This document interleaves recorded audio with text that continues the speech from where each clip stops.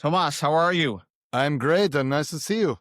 Nice to see you. Thank you so much for taking the time. I can't tell you how excited I am to have you on the podcast. So thank you again for taking the time. Uh, I have to, because it wouldn't be American of me to try to not sound American Oh, and pronounce your name. okay. So Tomas, like I'm even gonna look tomorrow for music.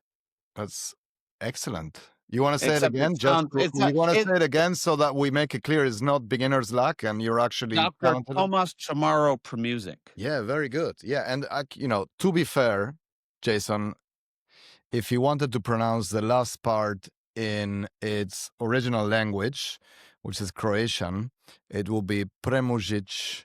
And so then it stops sounding like pre-music because I'm not before music. I don't predate music.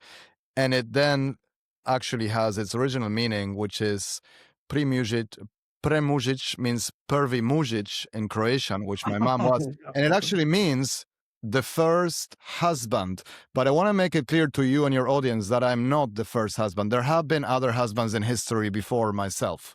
So it's just the name. I might not Okay. be the last one either. I think there will be some after me as well.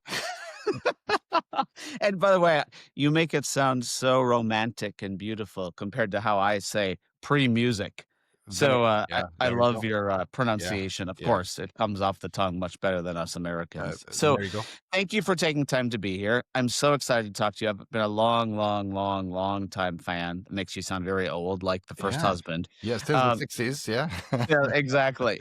But, so maybe you could start by just talking a little about yourself and your background, the doctor. Whenever Yeah. I have a doctor, I'm always, excited. I know, and I'm not that kind of doctor, right? So, not so long ago, I was on a transatlantic plane, and the person sitting close to me was ill, and I got woken up by somebody. It's like, "You're a doctor. Can you help them?" No, I can't. I mean, unless they have psychological problems, which is the kind of doctor that I am.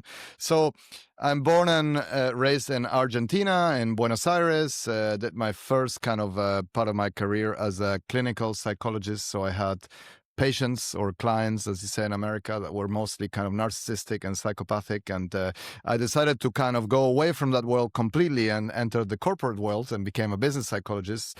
And I encountered that there was actually no narcissistic psychopaths in the world of business at all. No, just Oh, kidding. come on. Come on. No, Come on. mostly I am an organizational or business psychology. I did my kind of a second phase of my career as a full-time professor in academia. The doctor is having done a PhD there. But in the last 15 years or so, I've been first inhabiting the gap between science and practice, and then much closer to the practice side. So I like to describe myself as a kind of scientist practitioner. And today I do two or three different things. So I lead innovation for Manpower Group, which is one of the large recruitment companies. I still teach and do research at UCL and Columbia. And I also do, I think, like yourself, some kind of startup HR tech related work, either in a few businesses that I advise and I'm a part of the board, and a couple of companies that I kind of co-founded. All of it, by the way, relates to how to bring data, analytics, and AI to the world of organizations, and particularly to the world of leadership, selection, and development to make organizations more meritocratic. So that's my kind of main sort of like career obsession. So can I ask a question? Is Yeah. that what your parents raised you to be? No, not at all. Both my parents were teachers. Okay. Now I'm reminding myself that last time I saw you on stage, you said, "Who here wanted to go into HR when they were four?" And nobody, I think nobody ever raises their Exactly. We hand, were in right? Yeah, Malta. We were in exactly. Malta. Yeah. No, my parents were both teachers, and they were kind of in the hard sciences. So inorganic chemistry for my mom, and then kind of biology and agronomy and agronomical sciences for my dad. So when I told them that I would study psychology, they didn't know what that was. But then they were so surprised, happily surprised that I even wanted to study that they say, well, whatever.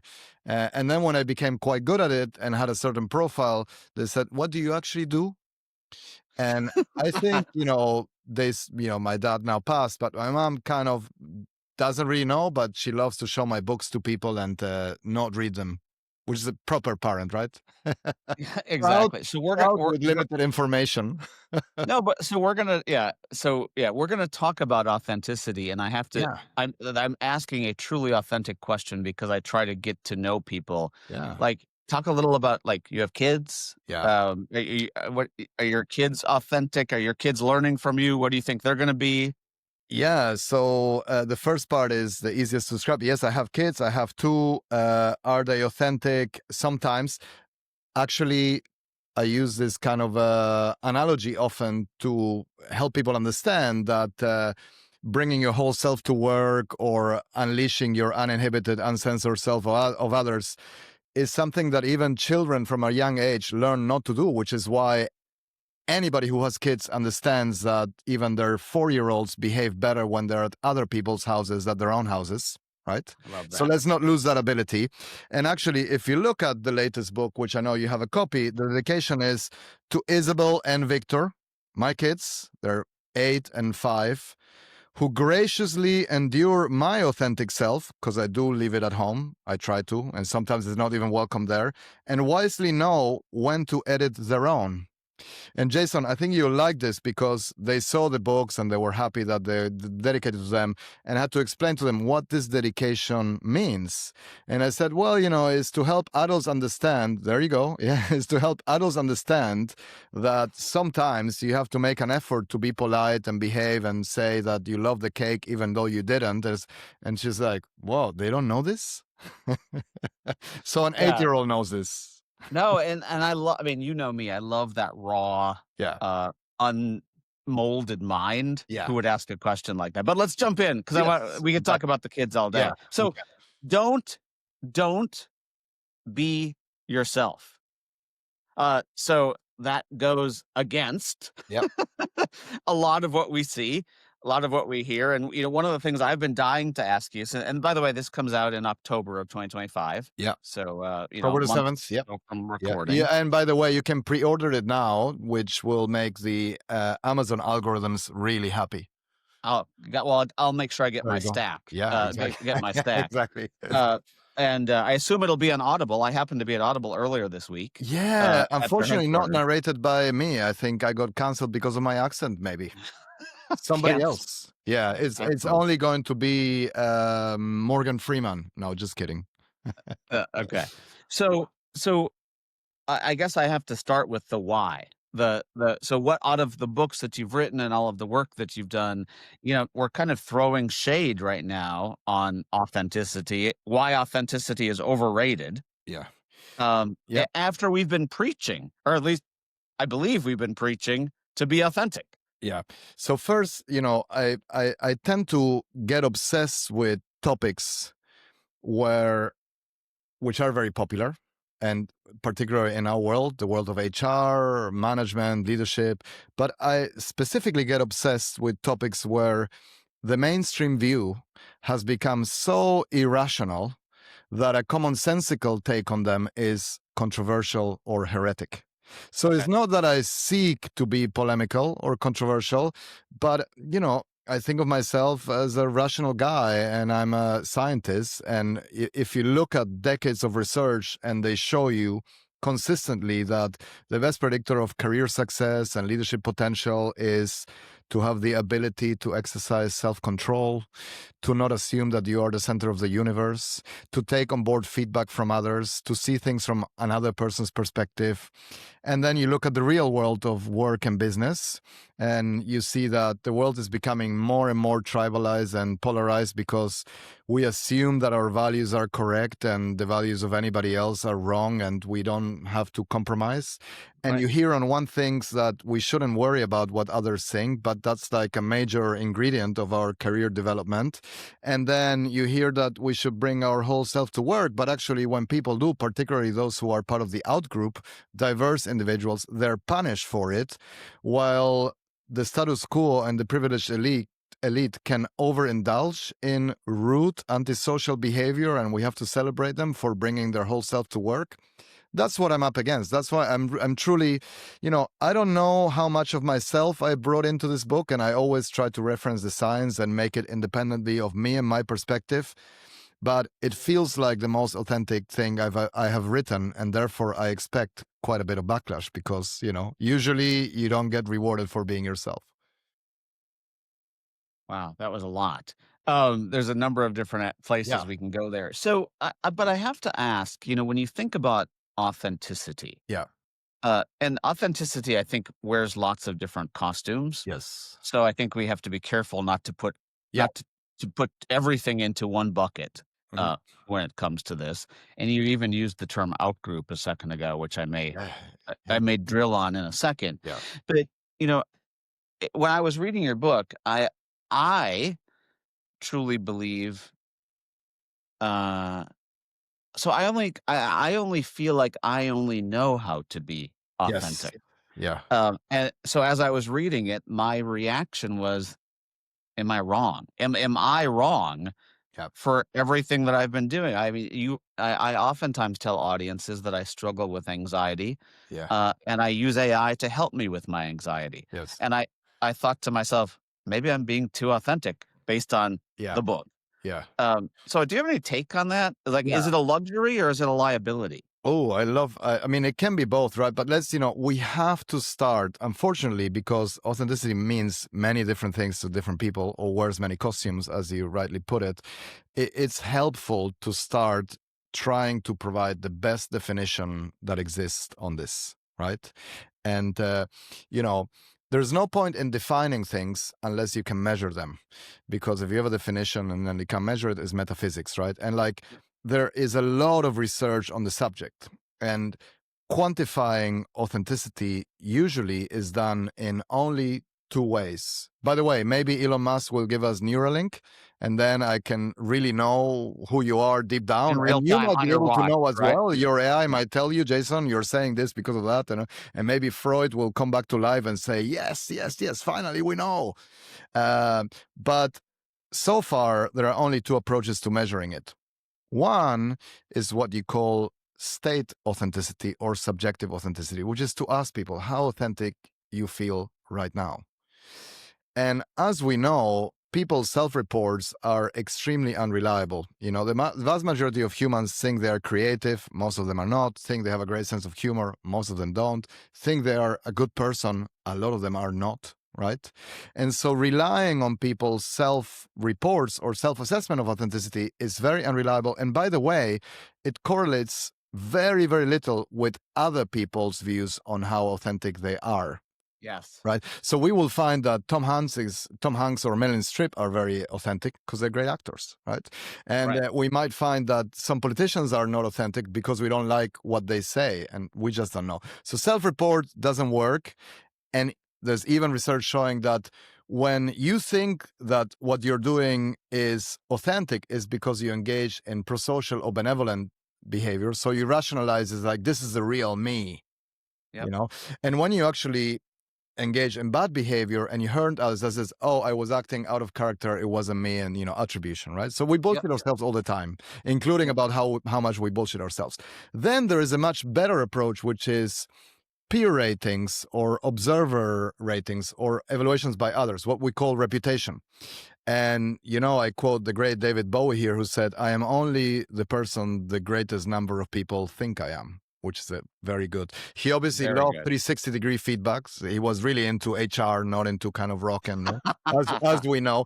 But that part is better because we all get hired, fired, demoted, promoted, not based on what we think of ourselves, but based on what other people think of us, which is why shows like America's Got Talent or The X Factor are so good, because you see people who think they're Pavarotti and they can't sing, they sound like a cat, out of tune cat. So that part is important. And usually people align to some degree on whether they think somebody is authentic, but we still don't know.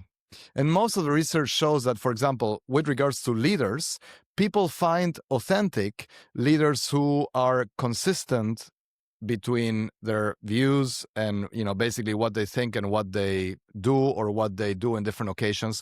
By the way, by that definition, Adolf Hitler was a very authentic leader, and so are most brutal dictators. They told you exactly what they want to do and they were true to their values and they did it, and look at all the harm they caused, right? Yep. And then the other one is sort of like that we trust them. Now, we trust people because, unlike Adolf Hitler, they engage in prosocial behavior. And engaging in prosocial behavior requires you to display EQ, emotional intelligence, and to actually care about what other people think of you and to put other people first. So all I'm trying to do with the title is controversial, but the book is an attempt to help people understand that at some point, their right to be you ends and their obligation to others begins. And I do think you know that, Jason. Even if you are comfortable with your work self, which is a wonderful thing, right? It's the opposite of like Marxist alienation.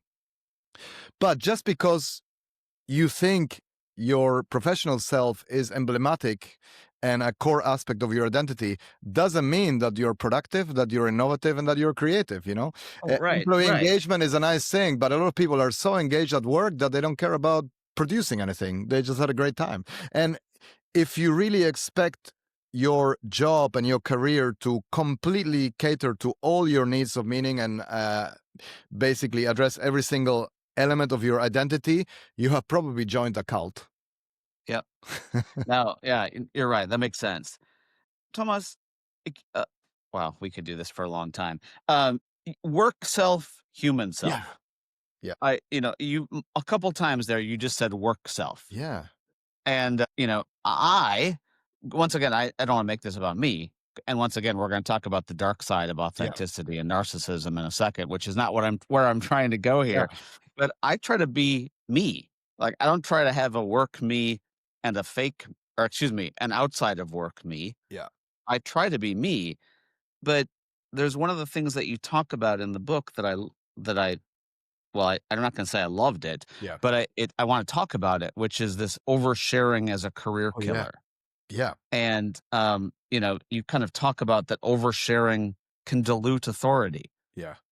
Yeah. So I don't know if you want to expand on that, but to me, it was like, there's so much in this book Yeah. that makes me think about myself and my actions, which clearly is why you wrote the book. Yeah, that was the intent. Yeah, exactly. And I think you're maybe in my ideal fantasized category of reader, in the sense that you question the premise, but you engage with the argument and you're willing to challenge some of your preconceptions, which happens very rarely, But anyway, I'm still under that illusion that it can happen with some people. But yeah, I think it would be helpful to first start acknowledging the premise that not everybody is equally interested in blending their private and professional self, or their personal and work persona. And also that not everybody is given the same opportunities to do so, right? Those are two And very, very so important let's points. start Yeah. with there. Like, when Karl Marx wrote his critique of capitalism, he was talking about the alienated factory worker who clocked in and out and it had no meaning, and definitely they didn't have high employee engagement, even though nobody even bothered asking them how engaged they were, right?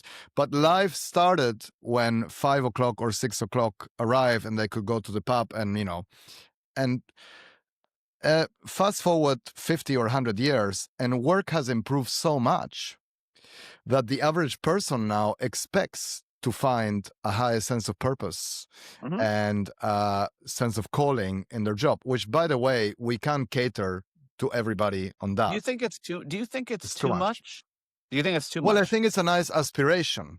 But if you make people believe that as soon as they graduate from university or as soon as they enter the job market, they should be possessed by work and immersed in a state of flow because that's what society needs to give them, a lot of people are going to be disappointed first and then kind of anxious and depressed. I'm pretty sure, Jason, that you had to grind it at times, and you had to go through periods of time where you had to suck up to your boss and put up with behavior that, you didn't like it. But look, whatever happened to smiling to your work colleagues or your boss and bitching about them when you get home, it worked for generations. And it's still a very good cathartic antidote to life. And most people, I think everybody, sees work as work and understands that they do it because they have to and they get paid for it. Now, I think you have to earn the right to be you. And you can do it in several ways. You can do it by demonstrating the necessary social skills and empathy and, consideration and kindness or friendliness towards others, that even when you make a joke or you overindulge in sharing, they will see it as an act of good faith and they will know that they can trust you. Or the darker side of that, because you have a lot of power. And sometimes power comes from being, the richest man in the world and having your own social media platform and calling people a pedophile or telling anybody that they are an idiot. Even if you're a genius, you can afford to do something that isn't great leadership behavior, I would say. I don't think that's We're not controversial. talking about anyone No, specifically, no are one specific. It's a okay, okay, hypothetical kind of case there, okay, yeah. okay, okay, I got Uh, it. or you can do it in like a much more trivial thing. But have you watched The Office? Sitcoms like Yeah, The Office? yeah. Michael Scott is himself. And, we laugh at him because he's not really our boss. So I Believe me, think I saw your LinkedIn post on the plane last night where he exactly, exactly. So I do think that sometimes, it'll be helpful to acknowledge that despite the fact that authenticity and bringing your whole self to work has been kind of glorified and to some degree kind of weaponized by the DNI movement with good intentions.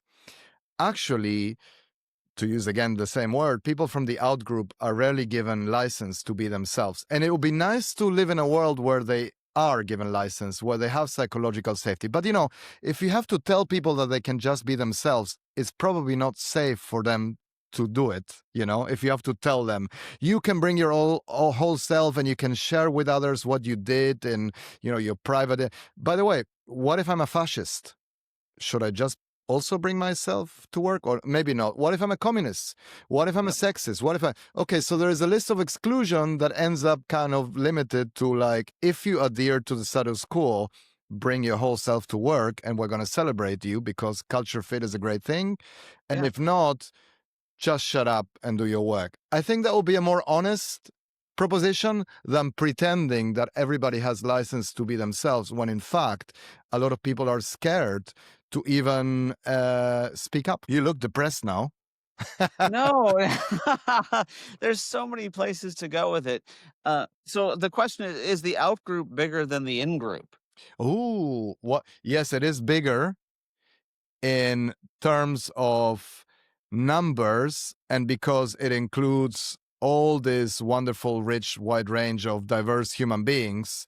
Right. Whereas the in group is mostly, let's say, to use a figure of speech, middle aged white men, of which we are obviously not a part. We are No. far younger and have exotic background.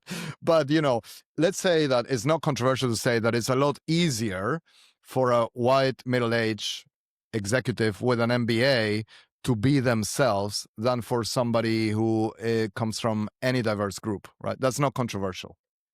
And by the way, I would say something that is maybe controversial for the wrong reasons, but I think the beautiful cultural strengths of American society is its ability to allow for diversity to flourish and for people from very unconventional walks of life and backgrounds to have high dreams and aspirations, even if they're now mostly delusions because they're very difficult to fulfill compared to some other times.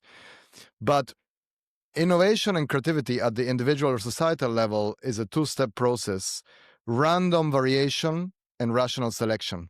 And America does random variation really well because it doesn't put people into containers and forces them to conform. But we should not mistake that with telling people that it's free to do whatever they want or there's no obligation to conform when in fact there is. Because listen, you have young kids, if they go to an interview and they want to get their first job, are you going to tell them just be you? No. You're going to tell them this is an invitation for you to demonstrate that you have social skills and that you're aware of the etiquette and that you can suck up, but in a skillful way that doesn't look like you're sucking up.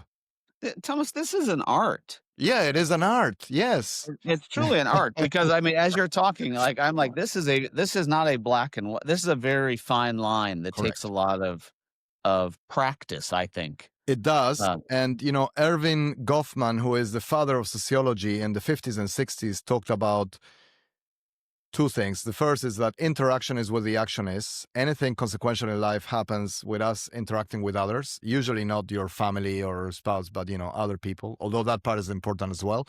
And then we are always on stage.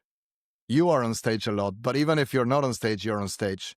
And because interaction requires us to put on an a persona, and by the way, even personality, the root is persona, which means mask in Latin. So personality is your public self mostly. And there are only two types of acting. Surface acting, when you're so blatantly faking it that you're like the waiter saying, "Hi, Jason, I'm Tomas. I'm your server today. It's so right, nice right, to right. see you." And this is one of my favorite one. Is like, please, please, please, please, please relax and turn off the record. I want to have an interaction with a human because it's too much. Maybe social media is like that as well, and we can talk about that. Or deep acting, which is when you have really persuaded yourself that this is you. And deep acting is great, is what, again, great actors do when they're in method acting mode, what great salespeople do when they believe in what they're doing, and what great leaders do when they convey a vision of what should be done.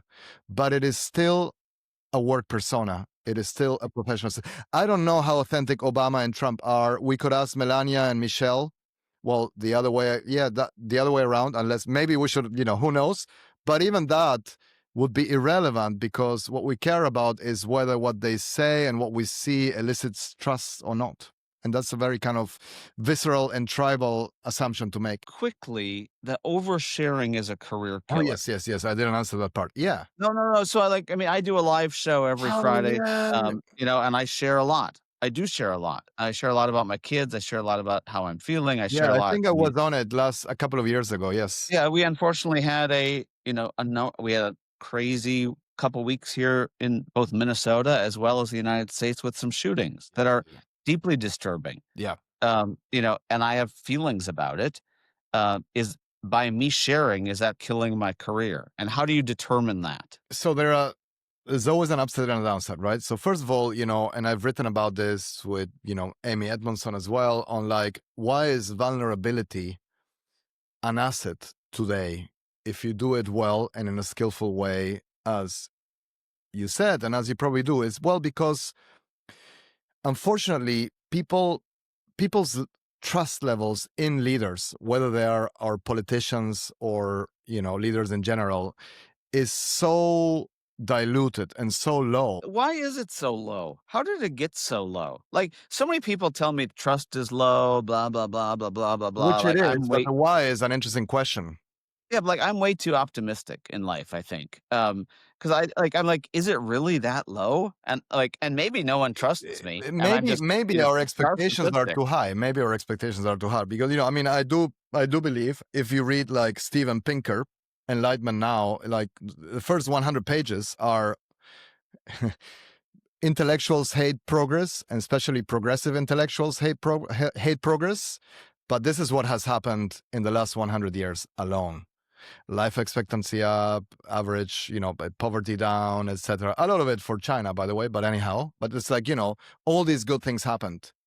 Yeah. So there is progress, but I do think that it's in our ambitious nature that as soon as things improve, our expectations increase even more. And like, we expect utopia. And then leaders can deliver to that unless they come and lie to get elected, and then they can deliver on that for sure, and then that happens.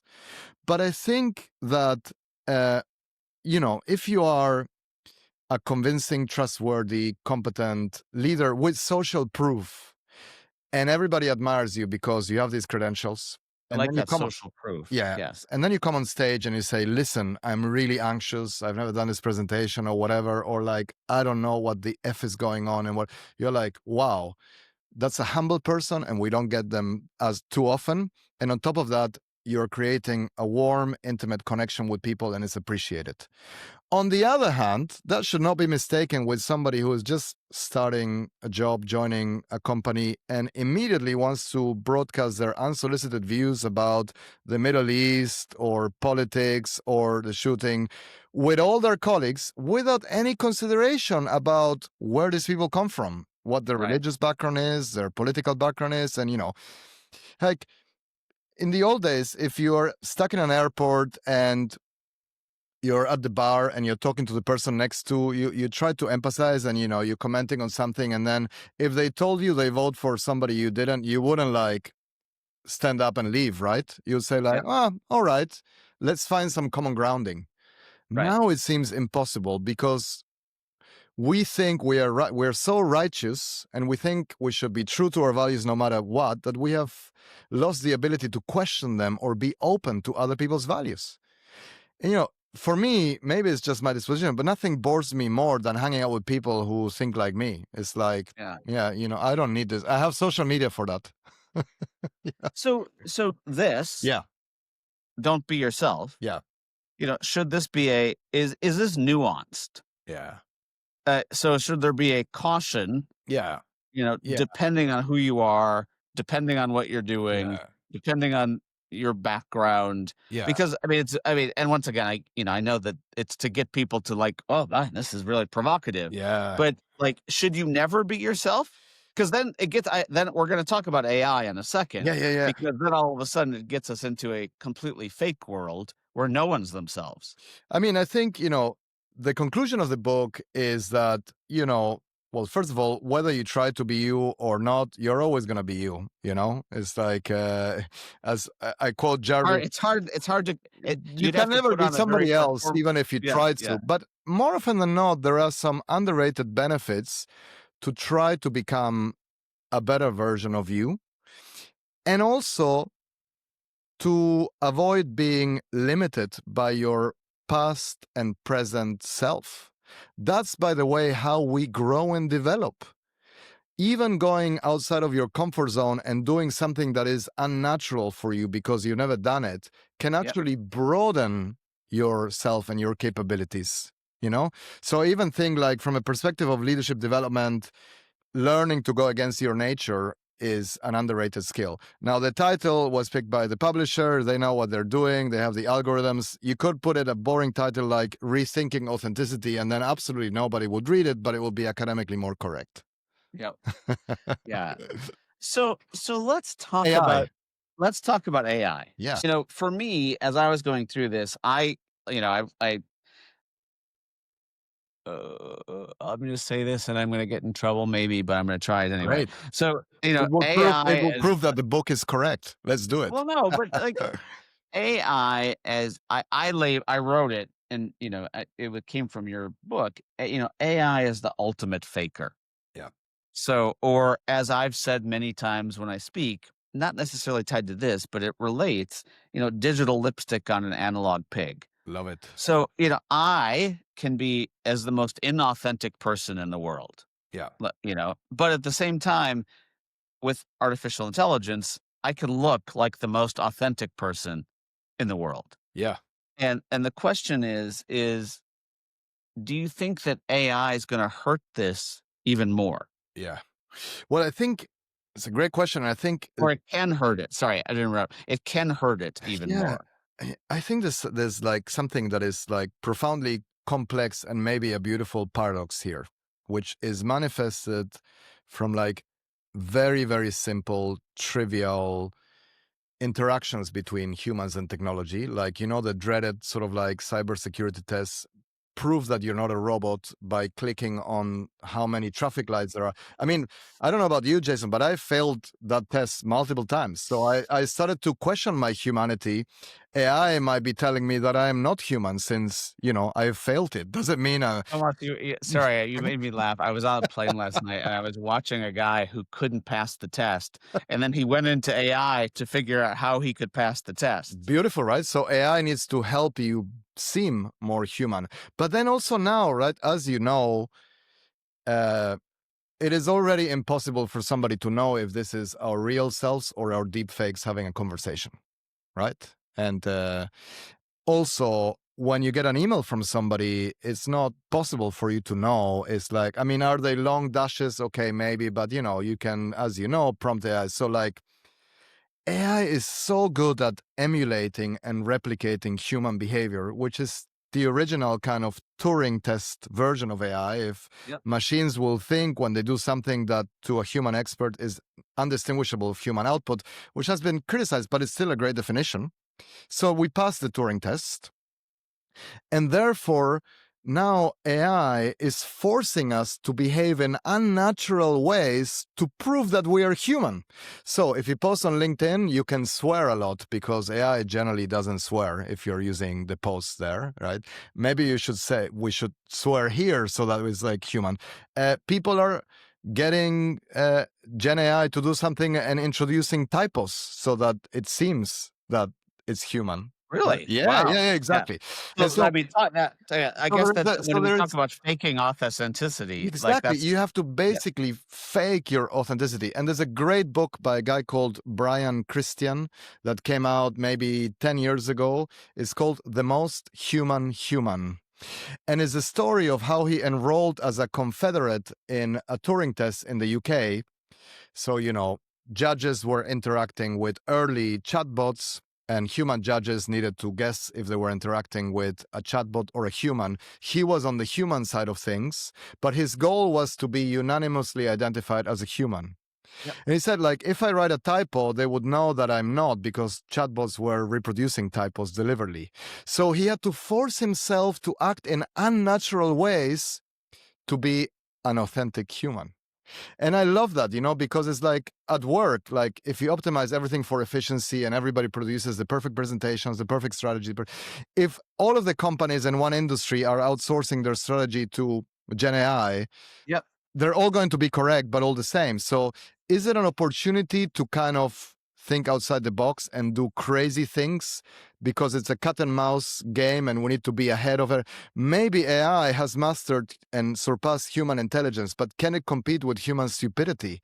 And is human stupidity the ultimate source of innovation? Or at Yeah. least we No, need to engineer serendipity, and do things that we would not have done. Those are the philosophical questions I think that at least I'm asking myself.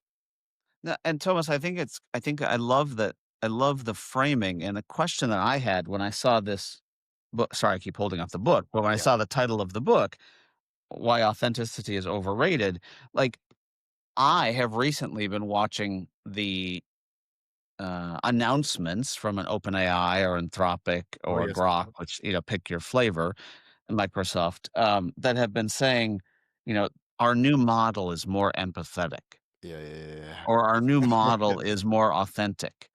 And, for me, and like here we've got why authenticity is overrated. So it kind of got me to the question is like, is authenticity a feature or a bug Oh, great when it, question. Well, but you know that we anthropomorphize this. Like there was also what? like you read, I can't use those big words, dude. What's yeah. that mean? Well, that we attribute human-like traits to synthetic products and technologies. So in fact, as I'm sure you've seen, people complained when ChatGPT version 5 came out because even though it was a little more accurate, it was not as personal.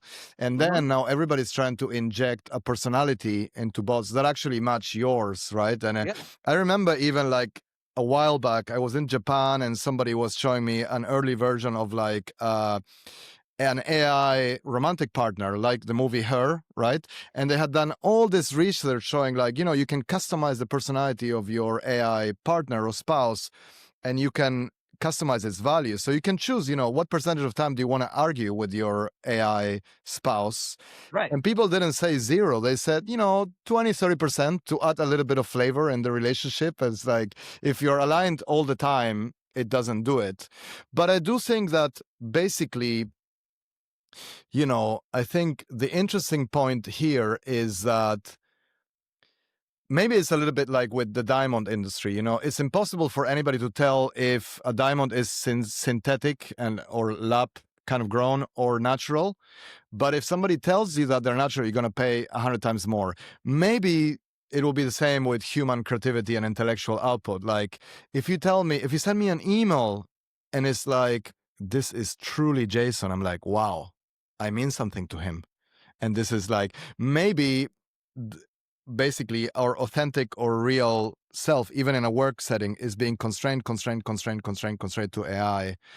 You mentioned empathy, I'm not surprised that Gen AI can simulate or replicate or mimic doctor empathy and doctor patients exchange, because doctors have no time to do this and they're not rewarded to that. Right. And people maybe are so devoid and deprived of human affection and EQ that you have a little AI coach and wow, I mean something to it. Well, no, I think that's happening, and it gets us to this discussion, which is another part of your book, where you talk about branding, Yes. authenticity as branding, Yes. and which I found really interesting Yeah. because I'm like, oh man, now I have to brand myself as authentic. Like, I Yeah. like that seems fake. I mean, it seems like I'm overworking Yeah. being authentic, but you talk about authenticity is really an attribution. Others decide if you're authentic. Yeah, exactly. That's important, right? Because I think people are a lot also like restaurants. When you see like authentic Mexican restaurant, you can for sure assume it's not going to be authentic, or authentic Chinese, authentic Italian. So when a human says, I'm really an authentic leader, you're like, okay, a massive politician, can't trust them at all. So I'm all for understanding that, this is part of your brand or your reputation or your persona, Yeah, you but shouldn't wear a tattoo that no, says I'm exactly. You authentic. can't impose it. You can't force others to think that you are. You have to convince others through your actions.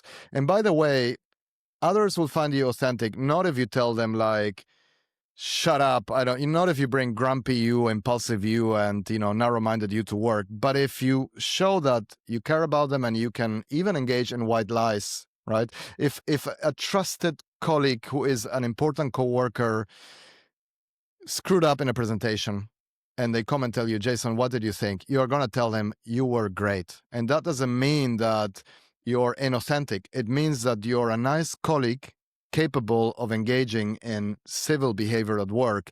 And at some point, you're going to find a way to tell them, now, if you wanted to do it even better, what you could have done is this or that. And I think people know it, which is why, one of my conclusions is that demands or requests to be authentic are not very authentic to begin with. Which gets us to this point Especially, by the of way, if they're coming from yeah. LA, right? Where this comes Yeah, Oh, I'll we never could have forget. talked about Minnesota Nice, which I think is far more real. Oh, I mean, Yeah. my first move from Minnesota to LA was I didn't really know what hit me. But it actually, and one of our good friends, Marcus Buckingham, Yeah. he'll tell you that Yeah. I Yeah. was like Beverly Hillbillies, where I was like, what am I doing here? Here's my plastic shit, and this doesn't fit in here. But like that's me. Yeah. That's me. So it gets to the question, I guess, are we applauding or are we rewarding the mask or the face?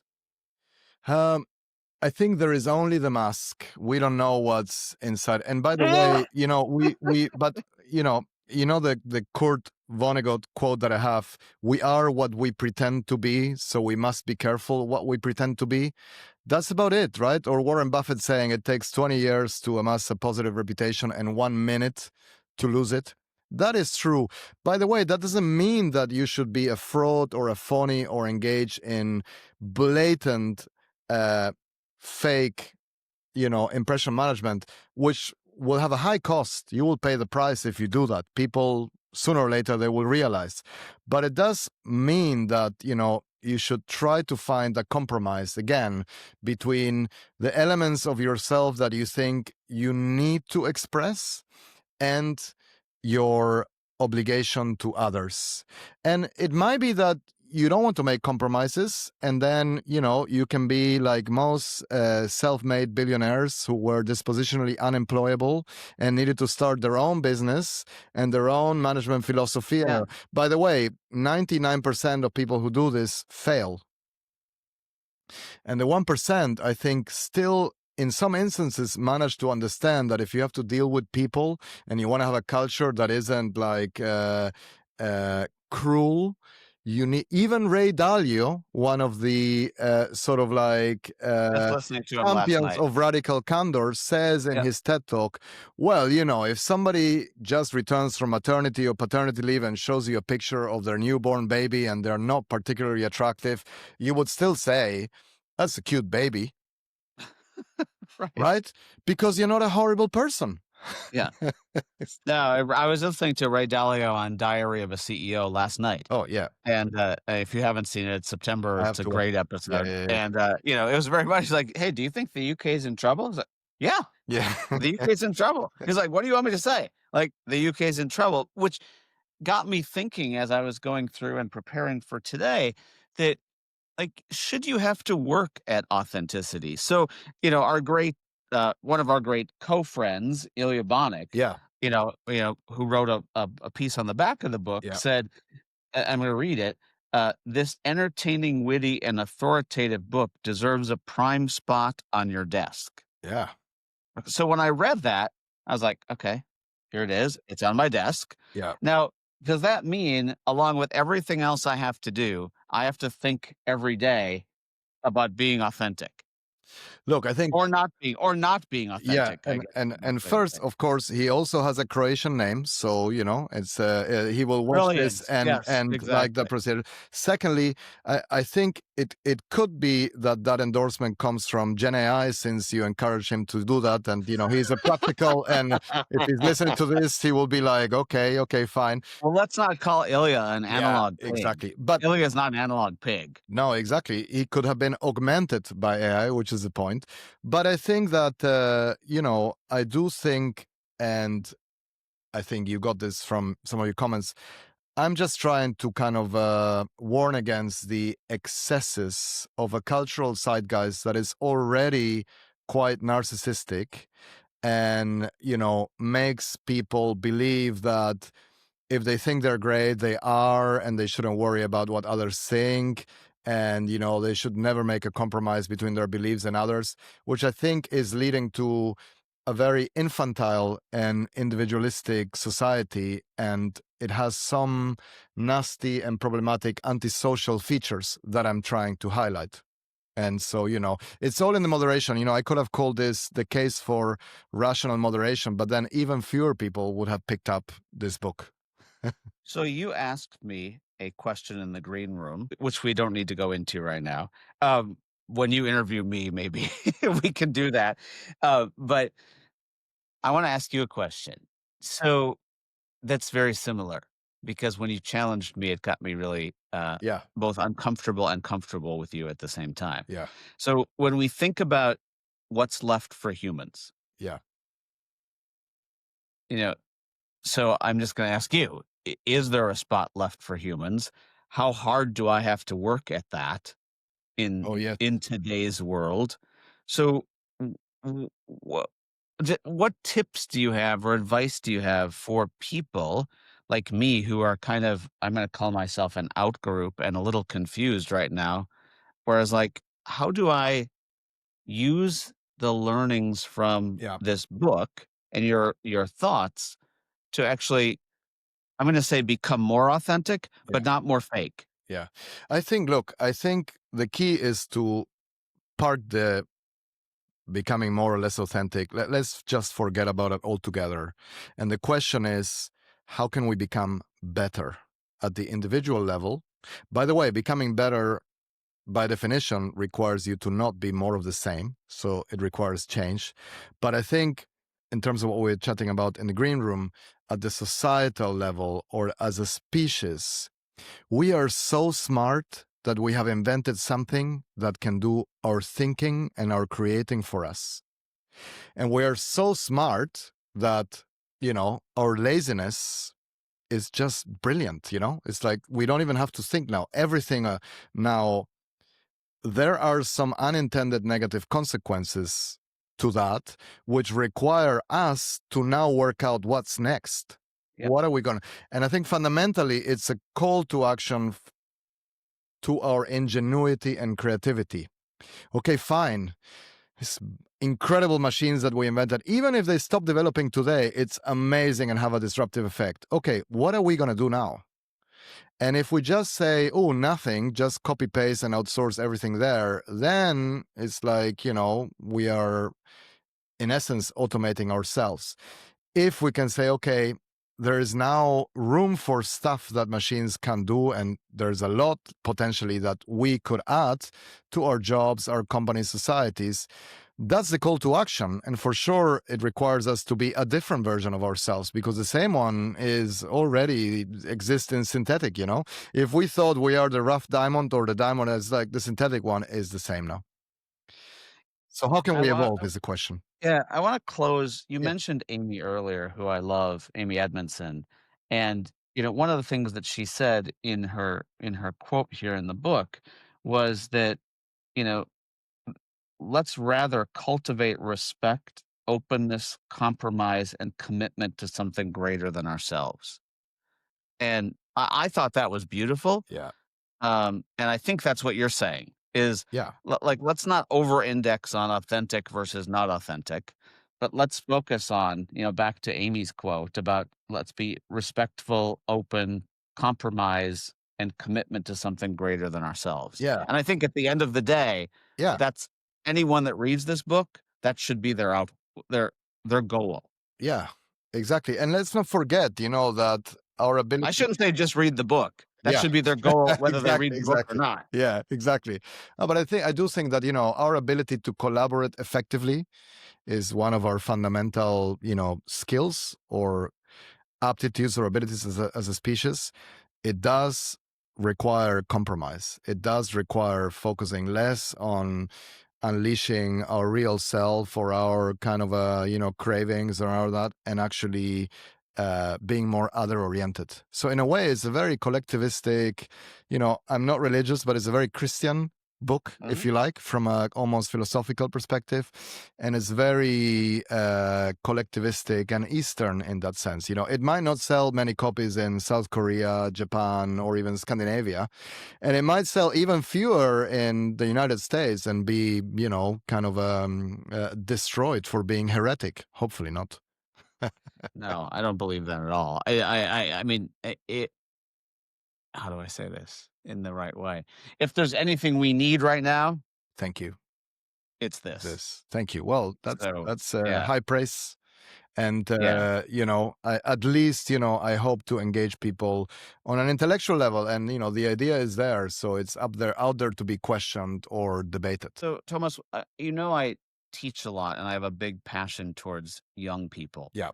If they have questions, can they reach out to you? Please, and it's very, very simply hello@drtomas.com, and that's drtomas.com. And they can And also like visit. when someone reaches out to you, because Yeah. people ask me this all the time, and I think it's fascinating. Like people like, well, he'll never answer.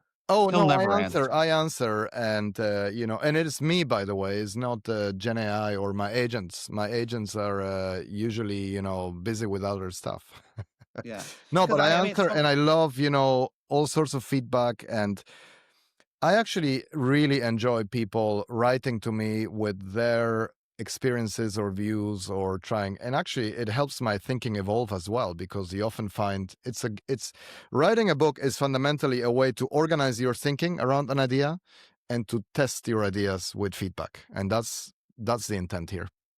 yeah. Well, whether you like this or not, Yeah. one of the most important things that you've ever done in my life is while we were in Malta, the fact that you actually stayed for my speech Oh. was one of the biggest honors of my life. Listen, it was an amazing speech and performance. And I will tell you, I was messaging people saying, this guy is amazing. So No, but I'm just glad the I fact stayed. that you I'm glad I you stayed. No. as who you are, whether you're authentic or not, Yeah.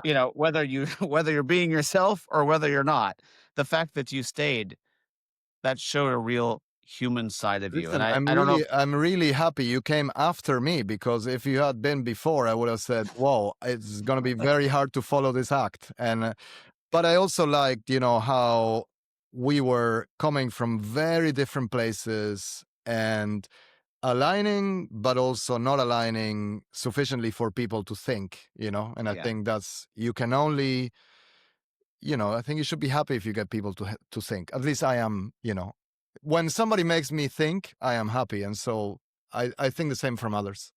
Yeah. No, it's great. So thank you so much for being My here. pleasure. And listen, I need to rush. Congratulations. I need to rush because, Congratulations on the book. yeah, We'll put all the yeah. information in the show notes. How many books is this, by the way? This is number 15, but only my mother has all of them. And as I said, she's read none. So, it's like I'm hoping at some point she will read one of them. And I think the last 3 or 4 did pretty well. The previous ones were very academic. Okay. Yeah. Yeah. I love this. This is a banger. Is that good? Is a banger? Is banger I love it. Croatian? Yeah, I think you would say that in Britain. All right, Okay. my Thanks friend. so much. Thank you so Really much. appreciate it. Chat soon. Appreciate Bye-bye. it being Yeah, here. bye-bye. Love you, buddy. Bye.